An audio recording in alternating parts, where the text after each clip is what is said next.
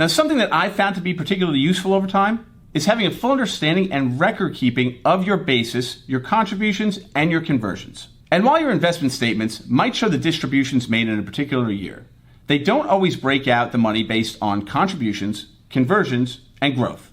Some folks might choose to use tax software in order to create a ledger for themselves, and others might simply use a spreadsheet.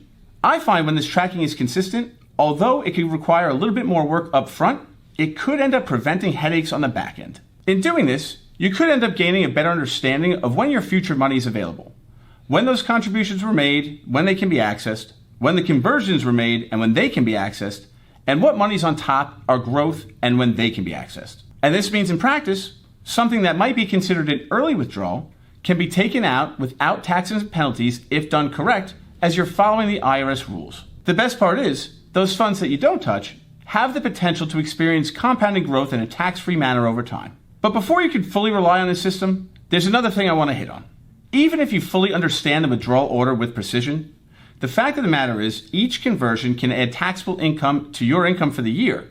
And in order to avoid these tax bombs, you need to make sure that you're planning carefully. These common mistakes could result in getting pushed into a higher tax bracket, potentially having a larger portion of your Social Security taxed, or even getting hit with IRMA surcharges. Because the fact is, conversions don't happen in a vacuum.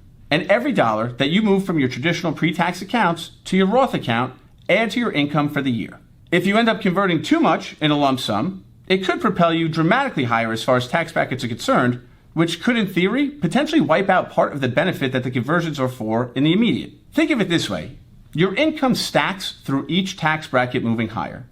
And the more you move up on that tax bracket list, the bigger slice of your money is taken away. So, adding conversions as income, on top of potential dividends, capital gains, Social Security or pensions, could propel you dramatically higher. And although it's not always possible, we do try to consider when working with clients to aim to move the money over the course of several years, as opposed to making one or two large conversions up front. A very general rule of thumb that I take into consideration is understanding what the headroom is before you hit the top of your intended bracket and only converting that amount. We refer to this strategy as bracket filling, and the general thought behind it is not crossing any tax brackets that would push you significantly higher as far as your taxable situation is concerned.